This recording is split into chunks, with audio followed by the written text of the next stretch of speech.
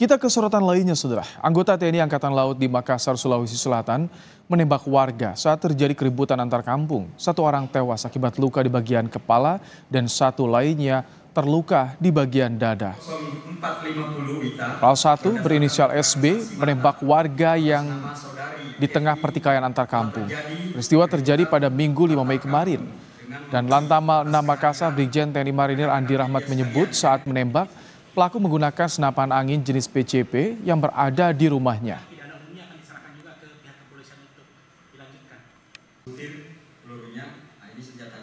Kemudian Koptu SB keluar menuju balkon lantai 2 rumahnya untuk melihat warga yang bertikai.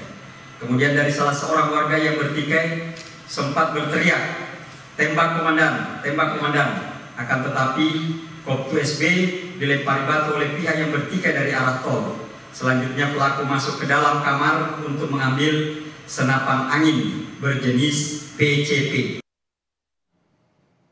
Peristiwa penembakan terjadi pada 5 Mei 2024 pada pukul 4 pagi waktu Indonesia Tengah. Terjadi pencurian di salah satu rumah warga. Akibat pencurian tersebut terjadi keributan antar kampung. Sejumlah warga membawa batu dan busur dalam keributan ini.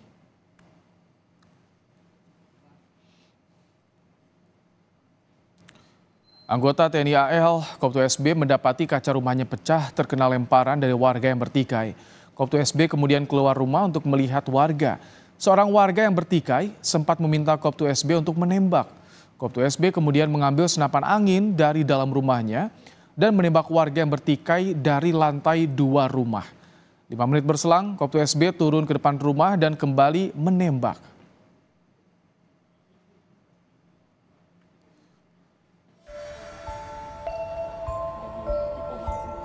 Duka menyelimuti rumah Faris, korban penembakan anggota TNI AL yang terjadi pada Minggu pagi kemarin.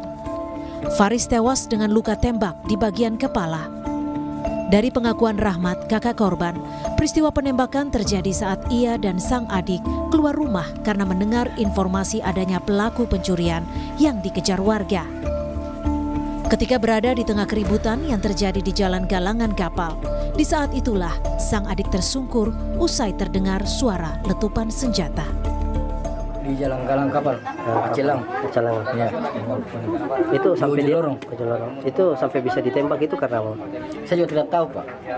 Dia cuma berdiri. Tidak lama kemudian bunyi suara letusan, suara tembakan. Pas balik, ternyata adikku yang ditembak. Itu ada atas nama siapa? Faris. Peristiwa penembakan ini dibenarkan Komandan Lantamal 6 Makassar Brigjen TNI Marinir Andi Rahmat. Pelaku diketahui adalah Kopral 1 berinisial SB yang menggunakan senapan angin PCP. Pelaku menembak 2 orang warga sipil. Selain Faris yang menjadi korban tewas, pelaku juga melukai 1 orang lainnya dengan tembakan di bagian dada. Setelah itu Koptu SB menembak ke arah warga yang sedang bertikai sebanyak 3 butir dari balkon lantai 2 rumah yang bersangkutan. Koptu SB turun ke samping pagar tol dekat rumahnya dengan membawa senapan.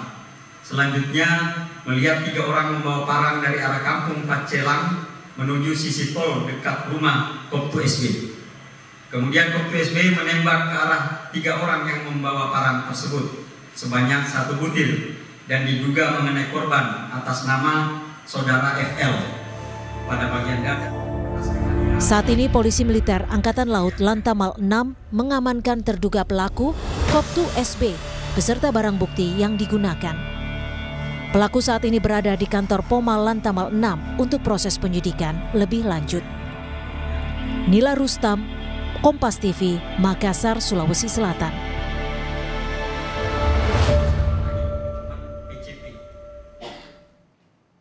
Berawal dari pencurian, kemudian adanya pertikaian warga antar kampung, seorang anggota TNI Angkatan Laut menggunakan senapan angin menembak 2 warga sipil. Kita akan bahas bersama Kriminolog Universitas Indonesia, Adrianus Meliala. Selamat petang, Prof. Adri. Selamat petang. Baik, Prof. Andri, apa yang bisa Anda baca dari peristiwa ini? Ada reaksi yang begitu cepat tampaknya dari prajurit TNI Angkatan Laut menembak 2 warga sipil yang tengah bertikai saat itu. Ada 3 hal ya. Pertama, bahwa masyarakat itu sudah berani ya melawan anggota TNI. Dengan kata lain, mereka tidak segan-segan tidak sungkan-sungkan untuk melawan anggota TNI. Yang kedua, diperlukan sekali lagi kepada kita semua kontrol diri, kontrol rasa marah, ya. Sebab kalau kita tidak bisa mengontrol, mengendalikan rasa marah kita, maka begini, akibatnya fatal pada orang lain. Dan yang ketiga adalah bahwa ternyata senapan angin pun itu ketika mengenai bagian-bagian vital seperti kepala, ternyata bisa mematikan. Ya, itu membuat kita lalu menjadi harus hati-hati. Bahkan bukan hanya senjata api yang bisa mematikan, tapi juga senapan angin sekalipun jika ditembakkan pada tempat yang tepat bisa mematikan juga. Demikian. Prof. Andri, ini kan ada pertikaian, kericuhan di depan rumahnya, bahkan kaca rumahnya terdampak dari kericuhannya. Apakah ini menjadi faktor juga alasan mengapa pelaku ini melakukan penembakan? Saya kira juga kita, kalau kita pun berada pada situasi yang bersangkutan sebagai pelaku, tentu bisa memahami juga kalau yang bersangkutan kemudian ngamuk atau emosi gitu ya. Namun masalahnya adalah bahwa kalau emosi orang biasa, tentu beda dengan emosi seorang anggota TNI yang punya kemahiran dalam rangka menggunakan senjata api, kan begitu. Jadi memang kemampuan untuk kontrol dirinya bagi seorang anggota TNI tentu lebih tinggi harusnya dibanding kita-kita sebagai orang biasa. Nah, ketika yang bersangkutan sudah dikuasai oleh emosi, dan ditambah lagi ada akses senjata walaupun senapan angin, maka terjadilah seperti ini. Ditambah lagi mungkin dari pihak masyarakat juga memprovokasi yang bersangkutan untuk kemudian menembak gitu ya, sehingga jadilah dari dia sudah marah, dia punya senjata senapan angin dan punya orang lain yang memprovokasi, maka jadilah kekerasan tersebut. Meskipun tadi ada unsur dugaan, ada unsur provokasi, tapi harusnya kontrol dirinya lebih baik lagi, Prof. Andri. Halo, Prof. Andri. Halo? Ya, meskipun tadi disebut ada dugaan provokasi dari warga untuk menembak, tapi harusnya ada kontrol diri yang lebih baik lagi dari prajurit TNI Angkatan Laut ini. Itu dia, makanya juga, dan saya juga duga bahwa yang bersangkutan tentu sudah tidak lagi muda ya, dengan kata lain sudah cukup matang secara usia, sehingga lalu memiliki kontrol diri yang cukup tinggi gitu. Tapi ternyata bahwa memang pada situasi tertentu orang yang sudah terlatih sekalipun ya bisa bablas dan kemudian lalu kelepasan. Untuk itu maka kasus ini memberikan satu hikmah kepada kita semua bahwa manajemen rasa marah, manajemen pengendali itu adalah sesuatu yang tidak bisa dihentikan begitu saja. Tidak bisa hanya karena dia sudah tua, sudah pernah menerima sekali, lalu kemudian dilupakan. Dengan kata lain perlu terus-terusan dilatih, apalagi khususnya ketika mereka adalah orang-orang yang punya akses pada kekerasan. Ya. Misalnya sebagai contoh anggota TNI atau anggota kepolisian. Gitu. Prof. Andri, ini kan menembak awalnya dari lantai 2, kemudian disusul juga mendekat keluar rumah. Kalau misalkan Anda lihat, dari yang Anda analisis, ini motifnya mengarah kepada meluapkan emosi atau apa? Paling nggak dari segi saya begitu ya, dia meluapkan emosi dan kemudian lalu memilih titik bidik yang pas ya.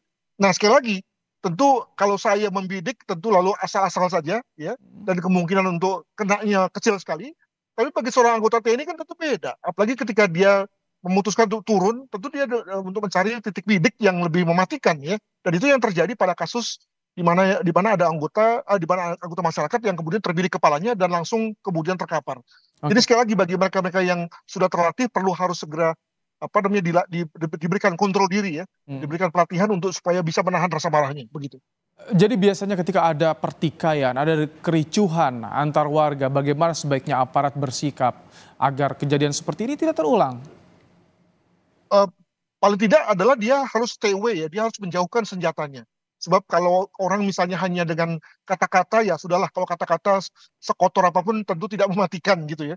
Tapi kalau dia sudah mulai punya menggunakan senjatanya, maka tentu lethality atau kekerasan yang diakibatkan tentu bisa lebih serius ya. Untuk itu maka senjata itu senantiasa kita harus jauhkan dan tidak digunakan dalam berbagai konteks-konteks domestik ya di masyarakat begitu. Baik, terima kasih Prof. Adrianus Meliala, kriminolog Universitas Indonesia, telah berbagi pandangan dalam program Kompas Petang sore hari ini.